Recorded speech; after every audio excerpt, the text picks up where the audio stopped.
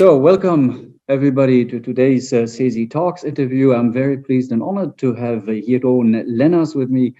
Jeroen is a member of the European Parliament, group of the EPP from the Netherlands.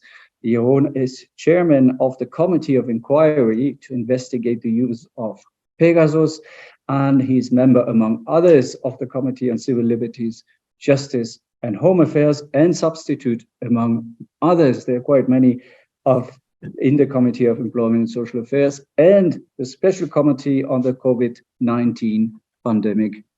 Jeroen, that was a long introduction. Welcome. Yeah, very long. But we try to keep busy, so it's good to hear this. Thank you for having me. It's a pleasure, and let's start because you are, as I just mentioned, chairman of the Pegasus committee, and you have been also checked on your interventions in the parliament. I had the feeling also that you were quite angry in a certain way. What is at stake at the moment, and why do you think there is a real danger by this coming from this spyware? Well, spyware is something that we see used more and more frequently. The technological innovations in spyware are going very fast, and we see that there are now spywares on the market that have a very invasive effect. The name of our committee is Pegasus because this is a product by an Israeli company that you don't even have to click on anything anymore. Once they send it to you, it infects your phone and it gives them full control of your phone. Now, in principle, there is not that much wrong with this. If you use this kind of technology to fight terrorism or to fight very serious crime, I think this is something we can accept, and maybe it's even necessary. But what we've seen in the European Union, in certain countries, that it has been used not against criminals or terrorists, but against opposition politicians, against journalists, against activists, against trade unionists, all of which do not really pose a fundamental risk to national security, but they're just an inconvenience to the government in power. And this is something unacceptable because it undermines democracy, it destroys rule of law, and it's something we can never accept in the European Union. And I think you mentioned it also in the intervention that the EU should play a bigger role, simply because, this does not stop at the border. This is a common concern in many member states. Also had a look at all the member states which basically require also to have the use of this Pegasus system. Some were refused, and in some cases you referred to, there's the possibility of abuse by the government also.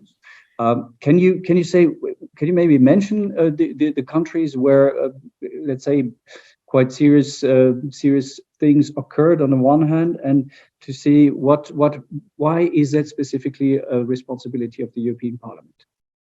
Well, let me answer the second question first, because why it is a responsibility for the European Parliament is basically because no one else in Europe at the moment is taking responsibility. Member states say this is national security, so the European Union has no competence. It's up to us to do whatever we want.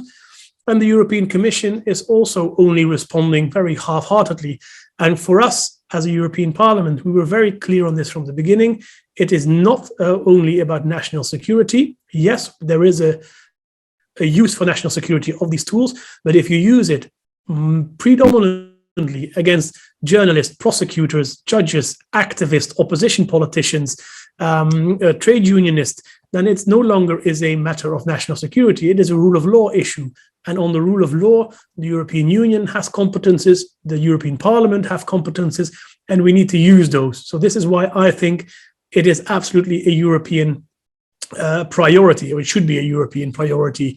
On the countries, we have so far visited Israel, because there we have the manufacturer of the spyware, and we have visited within the European Union, Poland, Hungary, Cyprus, Greece, and we'll be traveling to Spain in 2 weeks from now, because these are member states where there is quite a significant amount of reporting about the alleged use of this kind of spyware in their member states. So this is why we focus on these member states. But if you see the reporting that we are doing, once it will be adopted, will address issues in many member states, whether this is about the production, the use, the sale, the export, the financial circumstances involving this whole spyware business.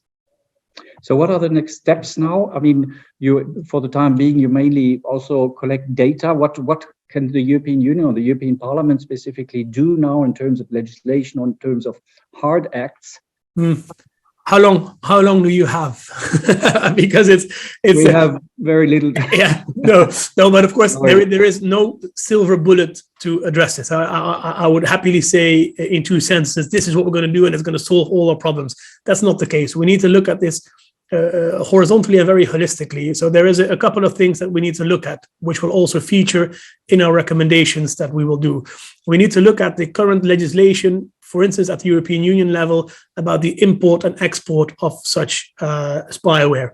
We need to look at the basis, which is vulnerabilities in the software of all our devices, and the market, sometimes legal, sometimes illegally, the market of these vulnerabilities in our devices to sell to the highest bidder. See if we can have some sort of regulation there. Most importantly, we need to have some sort of European approach to the checks and balances necessary in order to allow for the use of this kind of software, the remedies and redress for the victims of such spying, and to make sure that, yes, it can still be used for national security reasons, but we cannot use national security as a pretext to spy on whoever we like.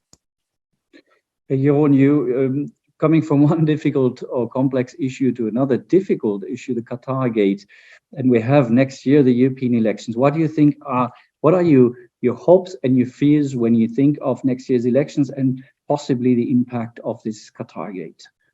Well, I think it's a very, very sad story, and it makes me really angry. I mean, it's been, the story broke in December. I was very angry then, and I'm still very angry now because of a couple of our colleagues who rather take home bags of money instead of bags of work.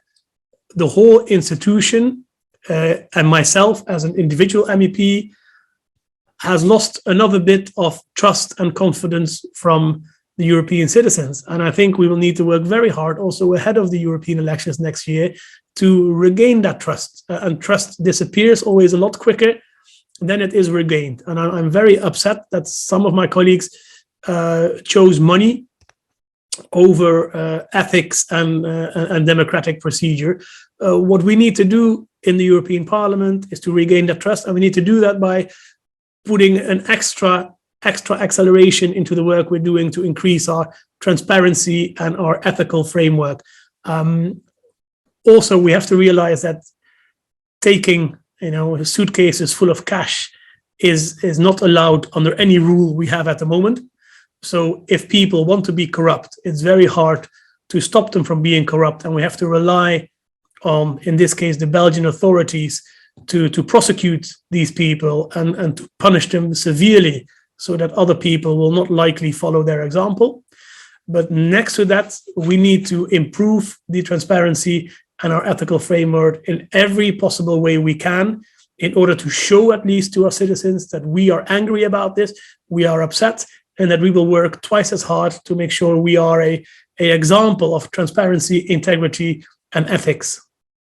Jeroen, as the last question, also, this interview takes place in the frame of our CESI Talks. This is a little bit also to shed light on the activities of MEPs, but also of other European stakeholders, but to look at the EU critically, but also not to forget to highlight the good things that the EU has been doing in the past years. And you are a substitute member of the COVID-19 pandemic subcommittee.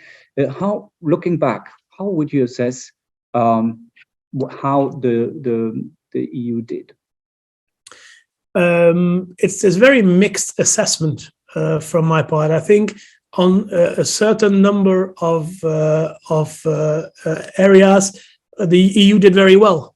I think in the end the joint purchase and financing of the development of the vaccines really helped all EU member states to have access to sufficient volumes of vaccines in an increasingly difficult global situation.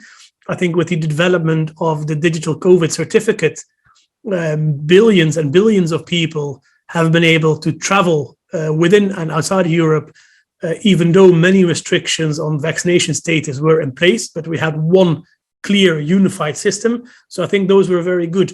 But for me, the biggest disappointment is that we didn't manage to cooperate and coordinate properly as member states. And this is not something you can blame the European Union as a whole for, but really the lack of cooperation between member states. I come from a small village in the Netherlands, right on the Belgian border. My mum is from Belgium. We used to always cycle, walk, drive across the border to visit my grandma, whatever, never knew anything else. All of a sudden, there were fences, containers blocking the border between the Netherlands and Belgium, which made absolute no sense whatsoever. So there, for future situations, that is something we really need to work on, better coordination of these cross-border situations. Plus, really, and this is something that I think would appeal to you as well, a better, closer look and more support for cross-border workers in these situations. If you see now, we are still, after Corona, working from home, teleworking has become much more commonplace than it was before.